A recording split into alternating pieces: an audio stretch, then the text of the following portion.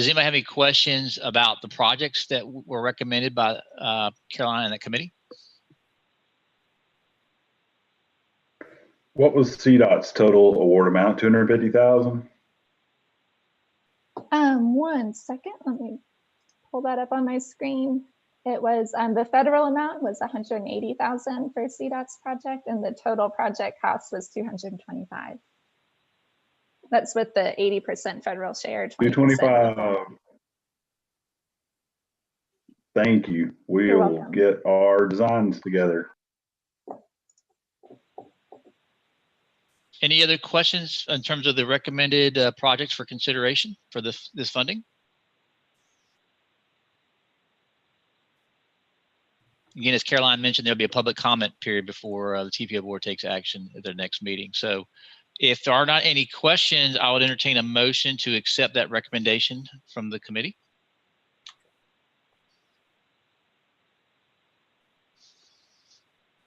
Move to approve. Okay. Motion from Phil Pugliese. I'll second that. This is Andrea Noel. Thank you. A second from Andrea Noel. Any other discussion?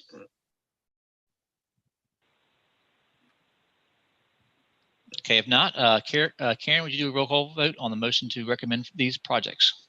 Yes. Jeremy Bryson? Yes. Eric Asbo?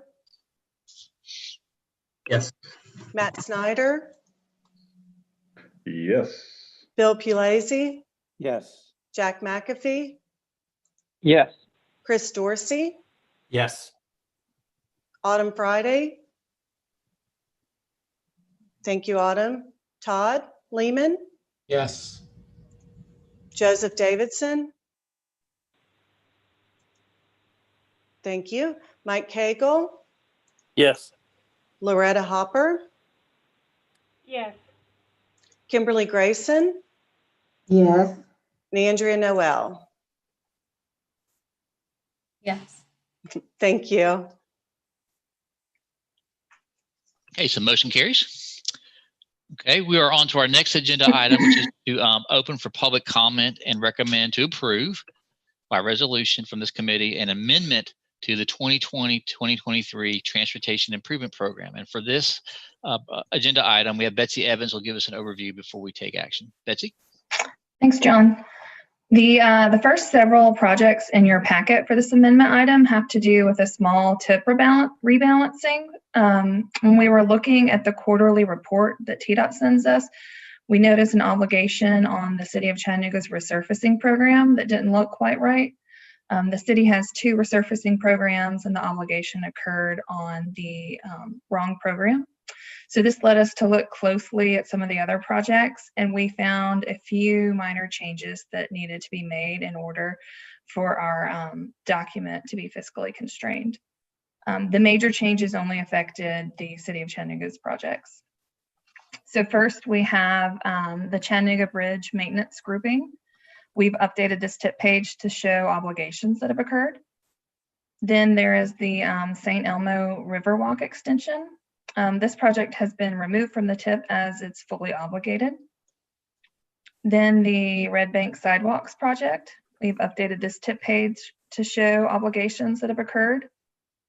Then we have the Chat 1, which is the 11 to 14 resurfacing grouping for the City of Chattanooga. It's been removed from the tip as it was fully obligated under the Chat 3R 17 to 20, which is the 17 to 20 resurfacing program for the City of Chattanooga. So this new 17 to 20 resurfacing page has been updated to show the obligations. And I did find one error on this page while I was preparing for today. I did not update the total project cost on that new 17 to 20 program. So that will be corrected and before the October 28th board meeting. Then we have our Signal Mountain ADA grouping. This tip page has been updated to show obligations that have occurred. And then we have our 5310 grouping page. This has been updated to reflect the recent awards for the call for projects that Caroline just presented on. Any old projects that have been fully obligated have been removed from the page, and the newly awarded projects have been added. CARTA recently received another 5339C grant, and that has been added to their CARTA electric fixed route coach purchase project tip page. And lastly, the City of Chattanooga recently received a CMAQ grant for their Chattanooga traffic signals and communications upgrade phase 2 project. And so that project is being added to the tip as part of this amendment as well. And I'm happy to take any questions now.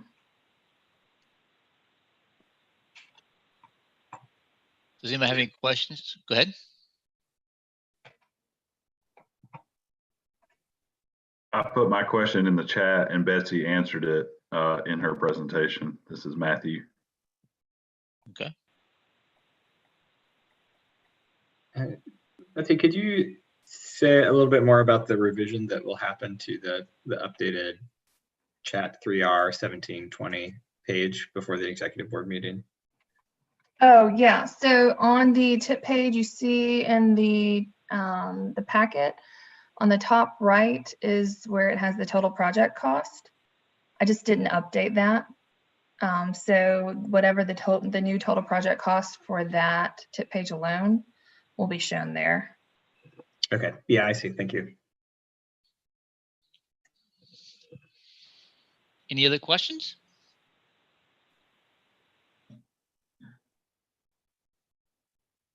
Okay, if not, I'll entertain a motion to accept these recommended modifications to the 2020-23 Transportation Improvement Program.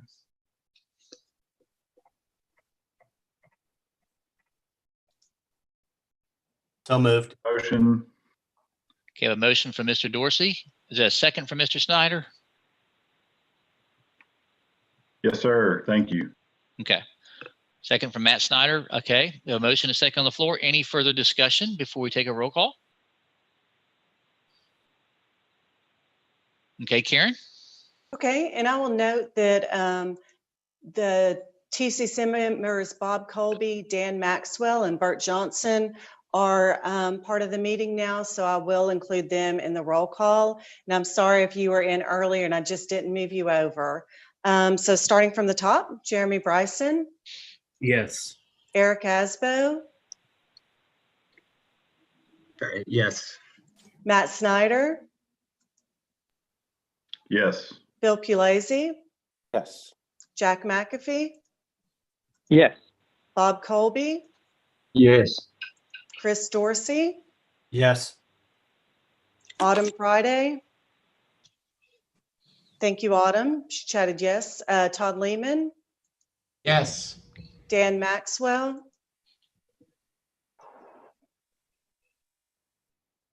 Dan, you should be able to speak. I'll ask to unmute if that helps. Dan Maxwell. Okay. Joseph Davidson. Okay. And Bert Johnson says his mic's not working, but he voted yes. Thank you, Bert. Loretta Hopper. Yes. Mike Cagle. Yes. Kimberly Grayson. Yes. And Andrea Noel. Thank you. Okay, so motion passes. We're on to our fourth agenda item, which is to recommend to approve a resolution, the public participation plan. And for that, I'm going to turn it over to Karen Rennick. Thanks, Mr. Chair. The public participation plan has been under development since last October, so really a full year. And I've been updating the TCC and board on the progress of that as it's moved along, working through the different steps. And those are presented in more detail in the staff report. But generally that process has included, of course, drafting the plan. We've had review and comments by our state and federal partners. The TCC opened the plan for public comment several months ago. We hosted a virtual public open house and we responded to public comments. And if you haven't had a chance to look at them, the document that is available through the link, there is some very thoughtful public comments provided. The plan is being presented today for recommendation to the executive board to approve adoption of the public participation plan. Are there any questions on the plan?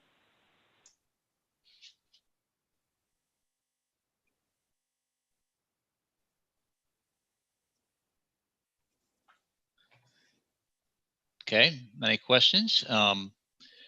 If there's not any questions, I'll entertain a motion to accept the plan as presented for public comment. And actually, Mr. act- Chair, that's just for Action. recommendation to approve for To approve. adopting the plan. Got it. Duly noted. Motion to approve. This is Andrea Noel. Okay, I have a motion by Andrea. Is there a second?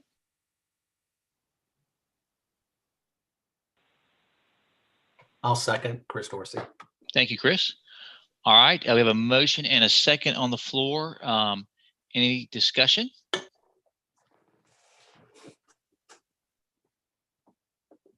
Okay, without discussion, Carolyn, we'll do a roll call. Okay. Jeremy Bryson, Yes. Eric Asbo, Yes. Matt Snyder, Yes. Bill Pulazzi, Yes. Jack McAfee, Yes. Bob Colby,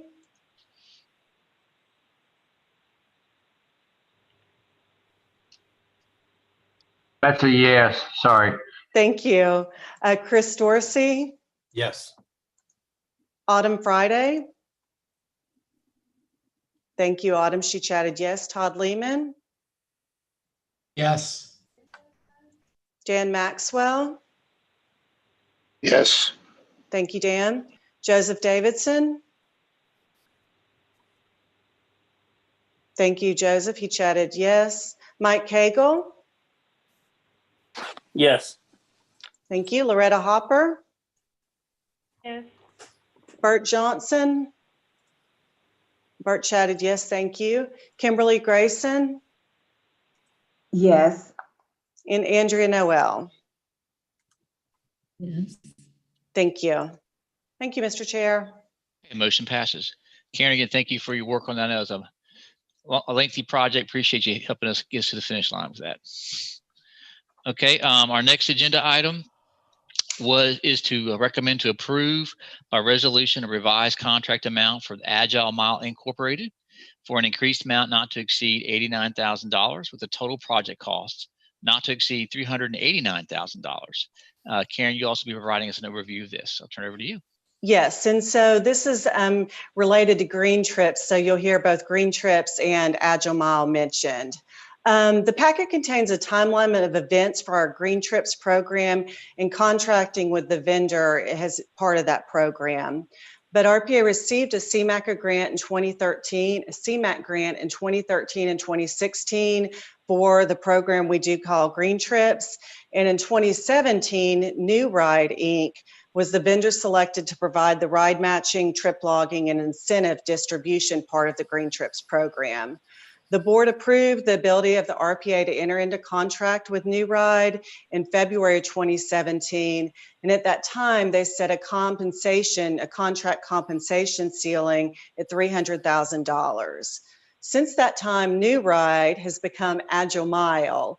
So the RPA has 1 year of funding left with the TDOT grant. And in order to retain Agile Mile as the vendor for that program, the RPA is requesting permission to adjust the contract compensation ceiling to $389,000.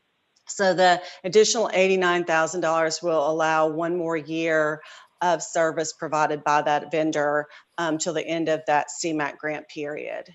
So the action before you today is to recommend approval to the board of that higher contract compensation ceiling. And this is something that we have been working on with our purchasing department just to make sure that the timing is okay with everything. And I'm happy to answer any questions about kind of the contract side of it. And then if there's questions about Green Trip or the vendor, I'll defer to Melissa Taylor or perhaps Jonathan Gibbons.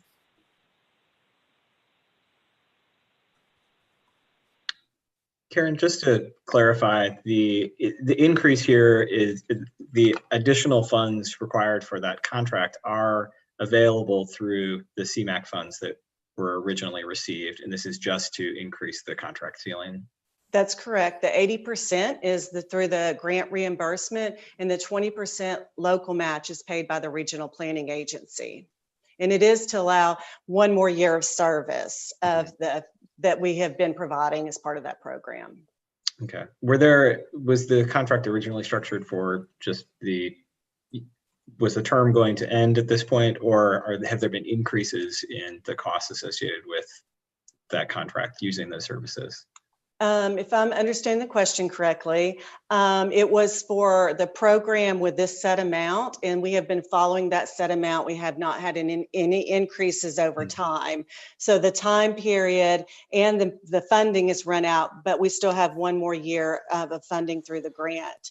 So we were able to, as part of the contracting process, extend that contract 1 year. We've already done that with the understanding that, of course, it depends on the board action ultimately on putting in those additional funds.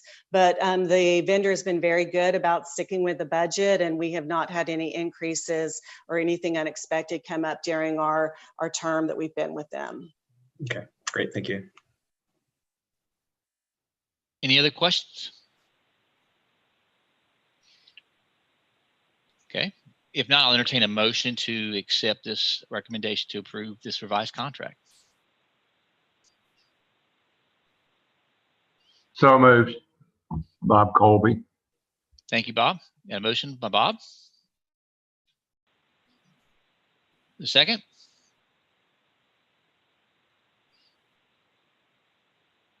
I'll second that. Thank you, This is Andrea. Noel. All right, we have a motion and a second on the floor. Any further discussion? Okay, we'll do a roll call. Karen? Okay, and I'll note that this is the last roll call vote. So Jeremy Bryson, Yes. Eric Asbo, Yes. Matt Snyder, Yes. Phil Pulesi, Yes.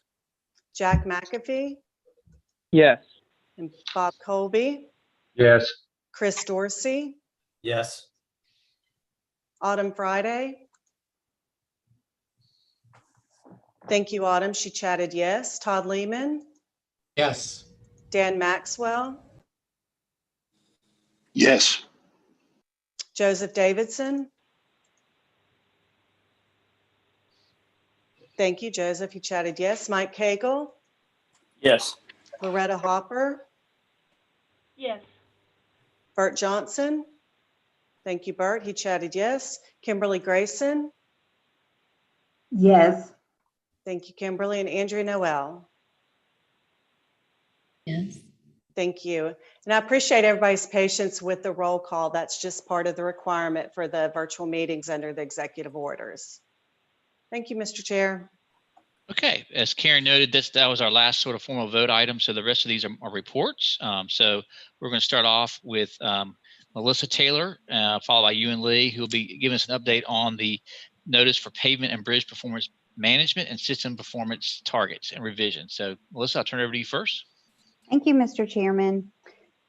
As everyone knows, for the last few years, we've been routinely coming to you with performance management and the performance target setting process.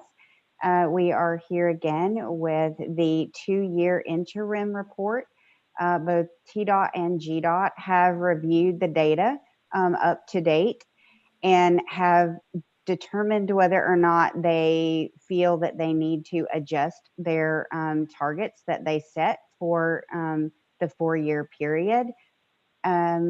In your packet, you have a summary of details for all of the unchanged targets, and you have information on what has changed. For the PM2, which is the pavement and bridge condition, there was only one adjustment that was made by the Tennessee Department of Transportation. That adjustment was for the percent of non-interstate pavement in poor condition. And that was changed from 4% to 5% as a target. There is a 2-year interim reporting that is also there in your packet. And then, of course, this only shown in the column tables of your packet would be the adjustment. And again, that's just the one for the Tennessee Department of Transportation for percent of non-interstate pavement in poor condition. And it went from 4 to 5%. That's it for pavement and bridge. We will be recommending that the TPO continue to support both of the state's targets, and that will be up for recommendation by this body and approval by the executive board at our next set of meetings. I'm happy to entertain any questions that anyone may have. Thank you.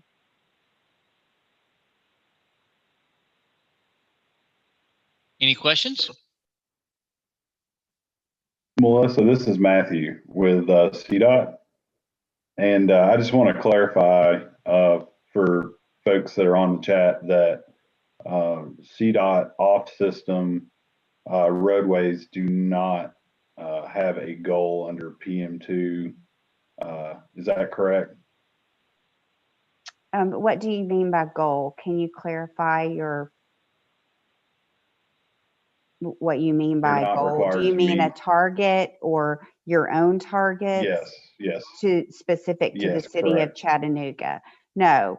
The performance-based planning mandated measures and targets apply only to states and MPOs.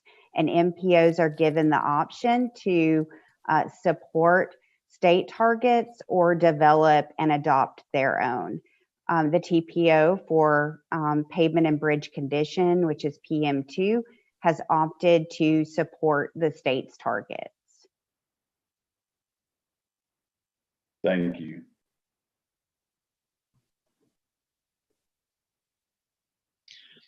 Listen, I just got one comment. I know just based on the past RTP, we really shifted a lot of funding focus to road maintenance.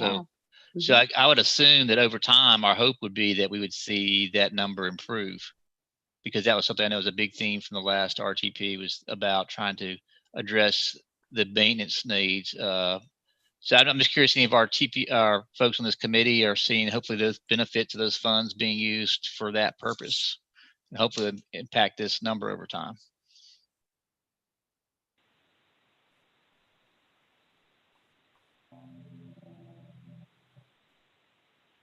I would say we are. This is Chattanooga, and that goes for on-system state highways within the city limits.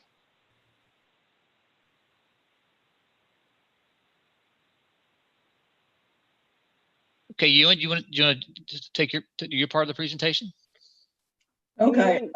You should be able to share your screen. Melissa might have to stop sharing hers. I'm stopping sharing now. Okay. Can anybody see that, or you just? Not yet, Ewan. Okay. I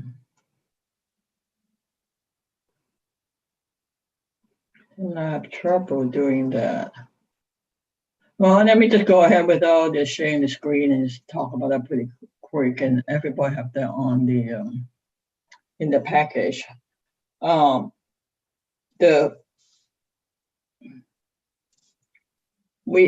the PM3, the GDOT didn't make any changes because of their they meet all their requirement and the target in the last 2 years.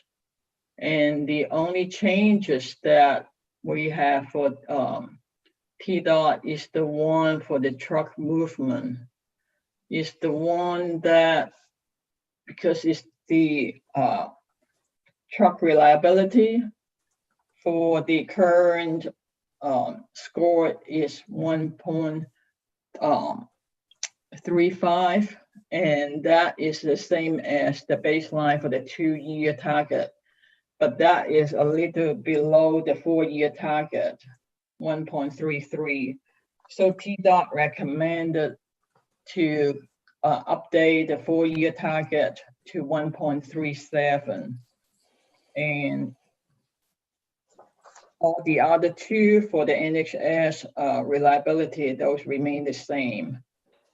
And that is what we recommend the TPO to adopt the tendency, the DOT target for the truck movement. You got any question about this? Any discussion? May I have any questions? And also TDOT, I don't think I would add any more as far as the thoughts on the reason for increasing a little bit, but Any questions from the TCC members before we consider taking action on that target change?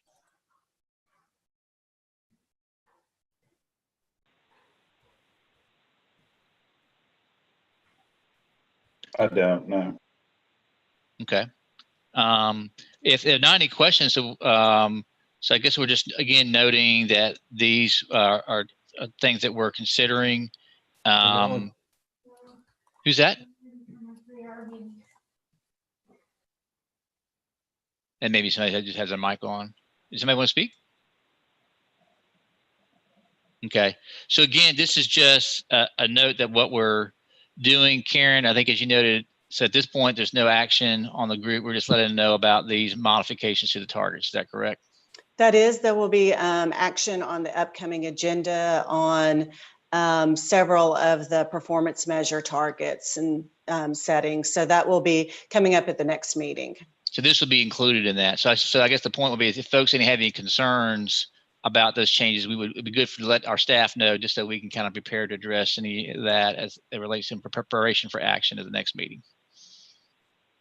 Okay. All right. Thank you all. We're on to our next item, which is our proposed amendments to our TCC bylaws regarding virtual meetings. Huh, that seems like to be a timely topic. Go ahead. And I actually should have shared the bylaws probably as part of the current bylaws as part of the staff report. But we do, the TCC and executive board both do operate off bylaws. It just it's pretty general, provides some general structure to the roles and responsibilities of the TCC. And I will put that in there if you decide to move forward with a change. I'll put that in the next packet so you can kind of see what those look like with the proposed change.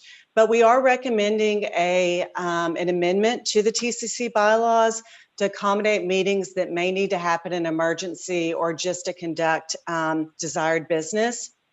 And then the TCC and the executive board have been meeting virtually due to the governor's executive orders. And I'm sure everyone on the Tennessee side is familiar with that. If you're on the Georgia side, I think there's more leeway for the MPOs to meet virtually. But in Tennessee, it is only under the Tennessee Open Meetings Act, we have to meet in an open public meeting, not virtual. So there is a desire to meet virtually, I think, particularly our executive board chair wanted the ability to meet virtually in cases of emergency or if that ability does occur. So to accommodate this, an amendment to the TCC bylaws would allow for virtual public meetings under certain circumstances. And I'll discuss those circumstances in a minute. The draft language is in your packet, but it's pretty short. It's just a couple sentences. So I'm going to go ahead and read that for you. And this would be the proposed addition to the bylaws. The TCC may meet by telephonic, electronic, or other virtual means only when allowed by executive order of the governor of the state of Tennessee or the Tennessee Open Meetings Act, TCA Section 844-101. However, these electronic meetings must be open to the public and are subject to the notice requirements outlined in the public participation plan. And this language is very similar to what is added to the executive board bylaws about a month ago at their last meeting. So this allows the TCC to meet and just acknowledges that if there is the ability under an executive order to meet virtually, the TCC can choose to do that. Or if there is ever a change or the ability to have a hybrid meeting or a fully virtual meeting under the Tennessee Open Meetings Act, the TCC would be prepared to do this. So it's partly just a business practice, best business practice to say we do want to meet virtually, or that is something we will do. And then also allows for a little bit of the unpredictability of our environment. And particularly as a regional group, I think it is something that that flexibility does need to be provided. So any bylaws amendments require a presentation at one meeting prior to any sort of action. So barring any changes or discussion, this would be presented as is at your next meeting, but I'm open to any sort of comments or suggestions. Does anybody have any feedback for Karen as she prepares this for action in our next meeting?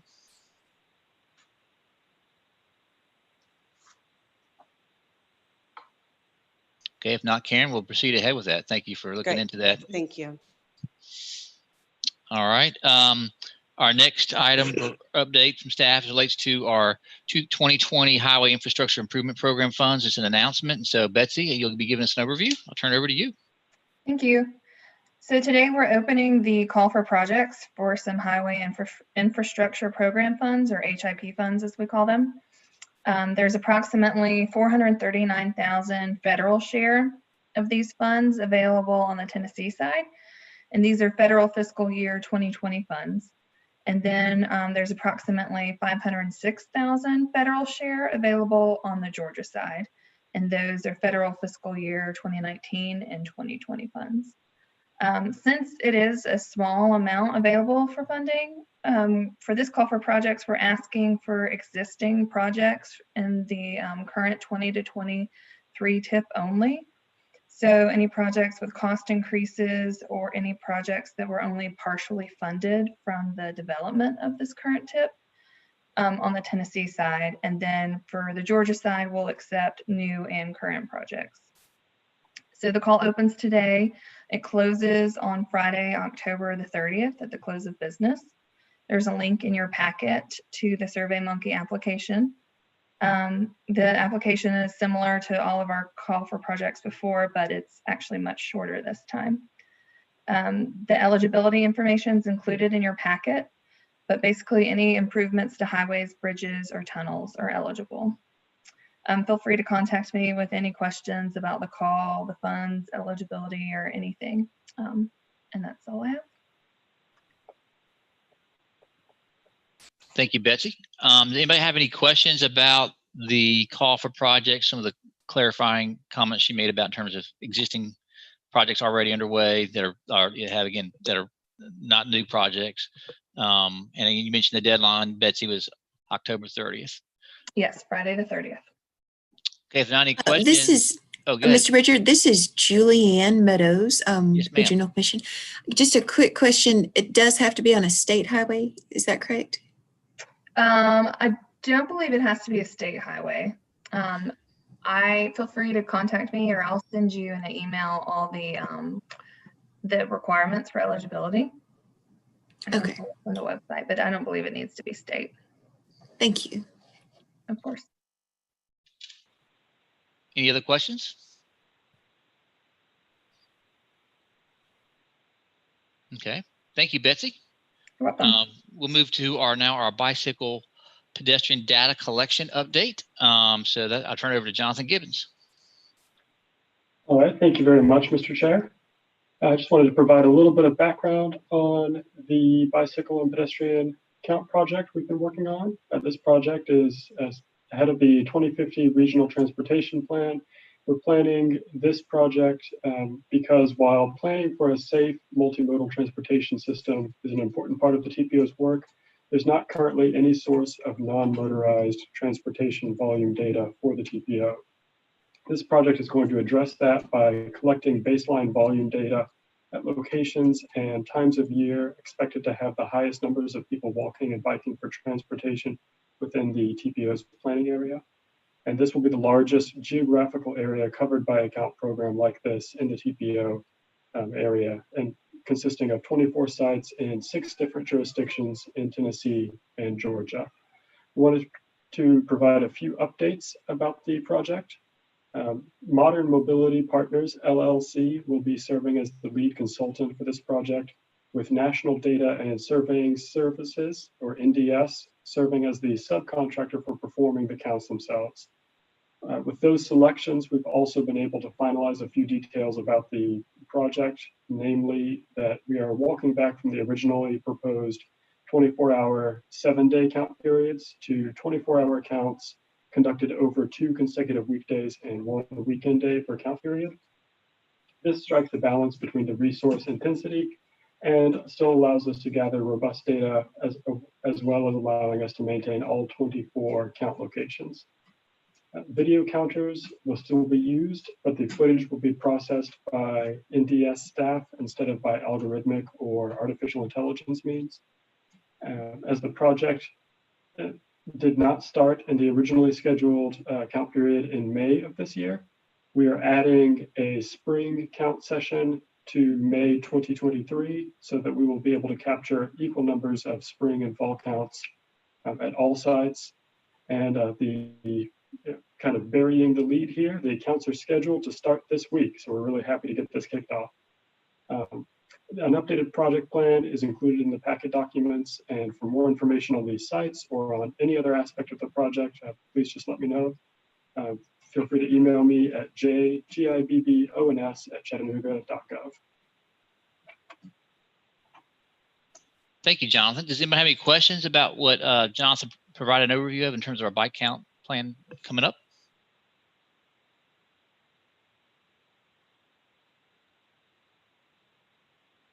Okay, if not, thank you, Jonathan. We'll move on to our next agenda item, which is our FHWA Transportation Resilience Workshop. So that I'll turn over to Courtney Geary. Thank you, Mr. Chair. As we get ready to kick off our 2050 Regional Transportation Plan, we're also looking to build upon the TPO's past work in the area of transportation resilience. We are inspired to enhance our work in this area by a TDOT MPO virtual conference session that was held earlier this summer on all hazards transportation recovery planning. And with this year's Easter tornadoes and the current COVID-19 pandemic, the importance of having a resilient transportation system has really been on the forefront of our minds lately.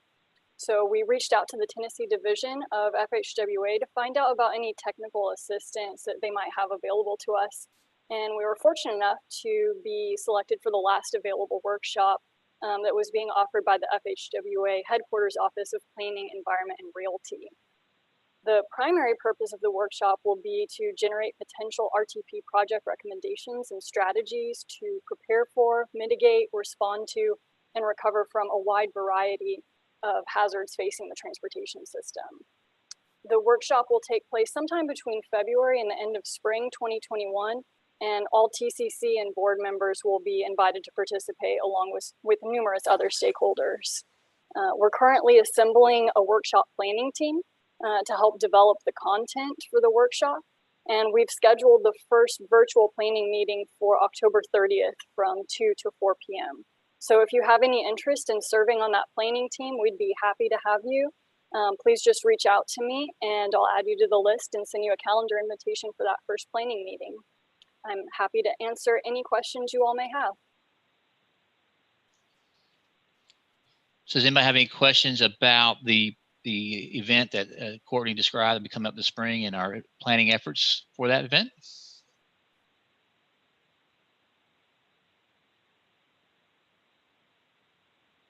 We have a raised hand, Mr. Chair. Okay. I'm looking for the person now. Karen, you're mic'd. You're muted. Larissa had sent us an email earlier. I believe Okay, I just saw it pop in maybe. Okay, so you don't think it's related to this? Okay. Why don't we wait till the end of the public comment period? Okay. Anyone else have any questions? Melissa, correct me if I'm wrong. I know this will be a theme also kind of leading into our RTP, right? Is that correct? Absolutely. So I just encourage folks to get involved in that. I know Caroline will be providing an overview in a minute about our public outreach efforts, but just note this will be a key kind of a touchstone that will probably be a theme that will be running through our next RTP update. So I hope you all can get involved and participate. All right. Thank you. Now we'll move on to our next, speaking of outreach and getting the public ready for RTP. Caroline has been doing a lot of work using some new tools. As you know, in this new COVID environment, we have to think differently about how we engage the public. And I really want to commend Caroline for the work she's done in putting together some outreach materials and new media approaches to help us get the word out. So that I'm gonna not steal too, she'll share a little more about that in a few minutes. So Caroline, I want to turn it over to you. You can kind of walk us through what you're doing. Caroline, I will stop sharing my screen so that you can share yours. Sounds good. Thank you. So right before I start sharing the screen, just kind of as an update, I think you all have probably heard us share a couple of times in TPO meetings this year about the public education campaign that we're working on. So just as a reminder, this is an effort kind of looking towards our 2050 RTP, which will really begin in earnest next year, kind of late spring. And we want to push out more information about what the TPO does, what the TPO is responsible for, to kind of make sure that we can have, you know, the most informed engagement during the planning process. So the work right now is about sharing information and pushing out information about the TPO, so that later on when we're asking for public input on TPO plans, folks can kind of have a better baseline understanding of the TPO's role and responsibilities. So I'm going to screen share here, make sure I can get this done right. I'm going to share my screen. Okay, so you can all see the RPA website right now. A couple nods. Okay, great. So first, I'm just going to give kind of an overview of some of the new materials that we've developed. I know we've mentioned them kind of sprinkled throughout TPO meetings throughout the year, but I just want to kind of show you all how to find them and navigate to them now that they're kind of officially available on our website. So I'm just going to kind of click through here. So if you go to the chcrpa.org, that's the RPA's website, the big green transportation planning organization box that you're all familiar with, you click there, and that's where you get to the TPO's page on the RPA website. If you scroll down on that home page, you'll see a link that says TPO education brochures. Click there and you can see the 9 education brochures that we've developed this year that kind of touch on these like hot topics of TPO work. So we did them in kind of an FAQ style, like what is the TPO? What is the regional transportation plan? What is multimodal transportation? What can be done about traffic and pollution? So we've got, you know, these different brochures covering these different areas of work. You can just kind of click into one. It'll, you know, pop up as a PDF. You can download it. They're all, you know, they have kind of like the first side covering the topic of that flyer. And then the back side is the same for all the flyers and kind of gives like that big overview of the TPO, kind of just in a few sentences with a map showing our planning area. So that's how you can access those education brochures. We really hope that this can be a great resource for you all and the networks that you work within, with your colleagues, with your neighbors, with organizations that you're a part of. If anyone has questions about, you know, like what is the TPO and what's that whole TPO thing that you do, now you've got a really great resource that you can navigate to and point folks towards to get more information about this work. We've also developed a 15-minute presentation called Get to Know the TPO. Our original plans in the pre-COVID days, we had envisioned, you know, a summer full of going to community events and tabling at soccer games or markets or nightfall or whatever it might be, and kind of having these informal conversations with the public about the importance of transportation planning. Obviously, all of that's been a little bit derailed, but we've kind of tried to pivot and adjust it. So now we're taking it virtual. So we've got the 15-minute presentation called Get to Know the TPO. We're going to be delivering it as a webinar session. So there's dates here, and you know, any date that you want to attend that webinar for, you can just click on the link. It'll take you to the Zoom registration page and you can register for that presentation there. And this is just a great opportunity for, you know, folks to drop in. They're all kind of scheduled during like lunch hours, more or less, starting in mid-November and going through early December right now. We're also really flexible and kind of open to scheduling webinar presentations for any group that, you know, might want to have an evening meeting or meet, you know, has a standing meeting like outside of the times available here. So definitely reach out to me if you have interest in that and want to schedule it.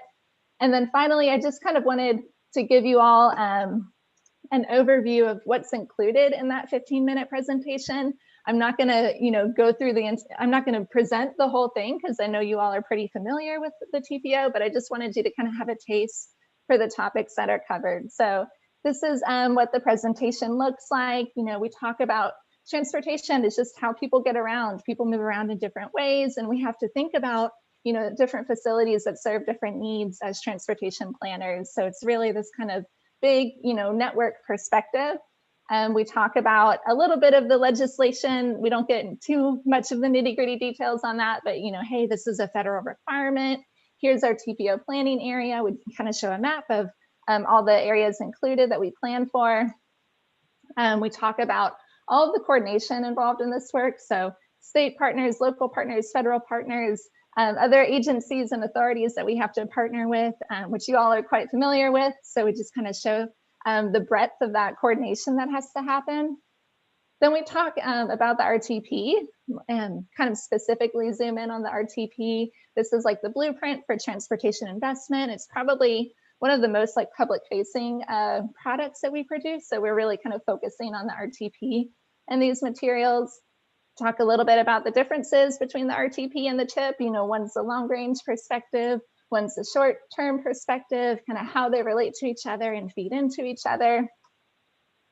Then we talk about how we rank projects and prioritize projects for funding through a framework that allows, you know, projects from different scales to compete on an even playing field. And this is something a lot of you all are familiar with as a big outcome from our 2040 plan, and something that'll be, you know, pretty foundational as we move into the 2050 plan and think about project evaluation. Again, we kind of talk about the RTP in a little bit more detail, kind of, you know, what it does and doesn't do. So it's a regional plan. So it's not like every, you know, transportation project in the region is going to be reflected in these plans, just those federally funded ones. So we introduce that that difference here, and that it's a plan. It's not, you know, the TPO isn't doing project implementation, and we're kind of making these plans based on what's reasonably expected to be available, you know, 20 years in the future. We talk about the Federal Highway Administration national goals. You know, we're not like left up to our own devices in this planning. We have to kind of, you know, show how our plan is addressing these different goal areas. Then we talk about transportation trade-offs. So mostly the big one of like, do we want to invest more in system maintenance or system capacity over the long term? And kind of what are the consequences of those investment trade-off decisions?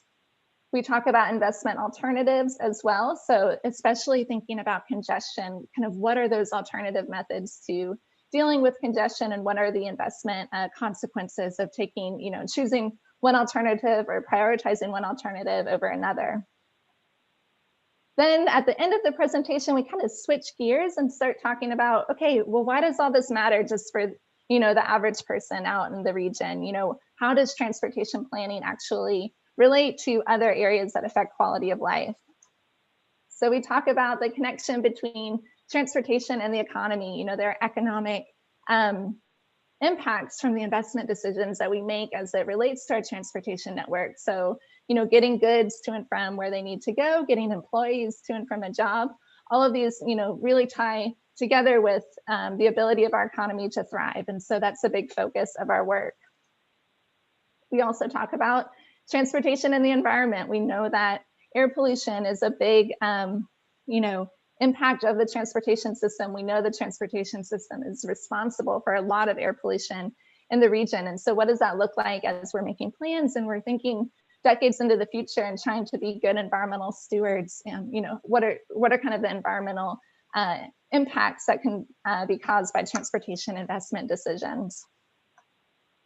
We also look at transportation and equity. We know that the investment decisions, the way that we think about and plan for our transportation network, also has impacts when it comes to social equity and social justice. So issues like access for all, affordability, the equitable distribution of the benefits of the transportation system, all of these are really important for us to consider in the work that we do. And this is also where we kind of introduce the term and the idea of environmental justice in our plans. Then finally, we talk about transportation and land use. So just kind of connecting those two different realms of planning, we're borrowing this graphic that some of you all may recognize from the Jarrett Walker study for the CARTA redesign. Just kind of introducing this idea about how the decisions made about what to put where really impact the ability of the transportation system to do its job and get people where they need to go. And so we're kind of introducing that built environment component of how the transportation system operates. Along with the discussion about land use, we introduce the idea of connectivity and how our streets really need to connect to each other in order for the network to operate most efficiently as a whole. And so this might sound familiar to you all from the People, Places, Paths connectivity study that we did about 2 years ago. And then finally, we just kind of put a plug in at the end that if this wasn't already all enough, we're also, looking towards the future and trying to plan for an uncertain future and the unknown that comes from, new technological developments, changes in and commuting patterns, like from the pandemic, things like autonomous vehicles or delivery drones. So just kind of throwing all of that out, it's kind of a big question mark, but we're doing, our best now to kind of plan for a transportation network that will be adaptive as we move into the future. And so then at the very end of the presentation, we'll tell everyone, hey, we're about to start a plan next year. We really want you to be involved. It's going to take a long time, but we're going to be communicative about the steps involved and where we'll be seeking input. And so we give everybody that information and then allow the opportunity for people to sign up to receive email updates to be informed as the project moves forward. So I know that's a lot, but I wanted to just kind of make sure you all knew what information we were pushing out there, and then make an ask of you as well to share this information with your networks, show where to sign up for a webinar on our website. We'll send a follow-up email with the details and the exact links that you need to share. And yeah, just to have this information on hand as questions come up in your work about the TPO, from that public perspective. We wanted to, give materials that kind of help make those conversations easier. So I'd love to hear your feedback or answer any questions that you all have.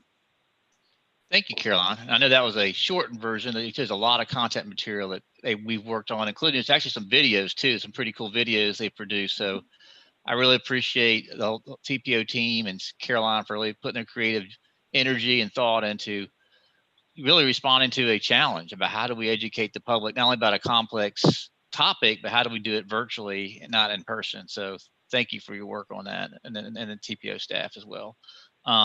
So did anybody have any questions? I mean, also responses, because we really want to get your thoughts. I know it just also, if you have any other recommendations for things you've seen that you've been impressed by that we could also use as a reference point. But we are, I think as Caroline mentioned, we do want your feedback, because we're going to put a lot of investment of time and staff into doing this preparation work with the community before we kick off the RTP process. So questions or thoughts? I would like to get your feedback. Do we have?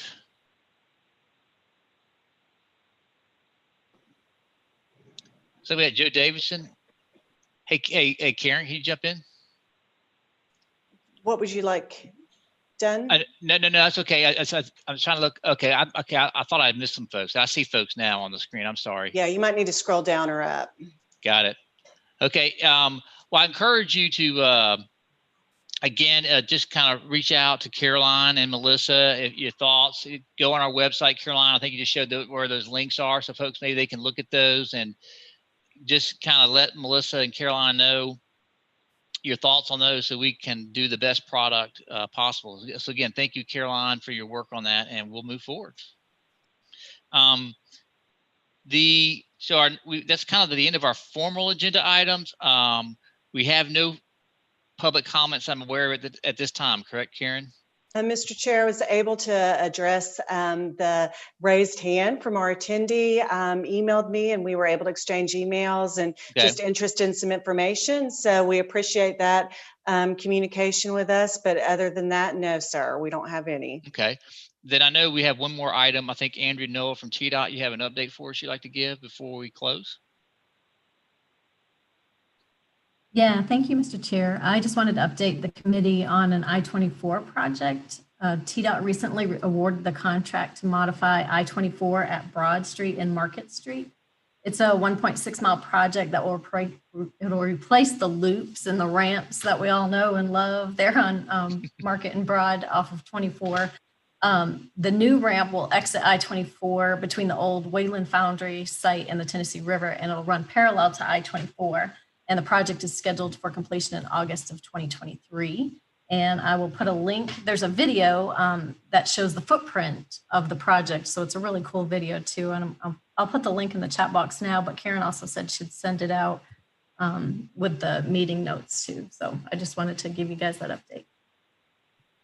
Thank you. Anybody have any other questions about that update? All right. If not, just a reminder, does anybody have any other updates in relation to their work that you want to share for the benefit of the rest of the TCC body to know?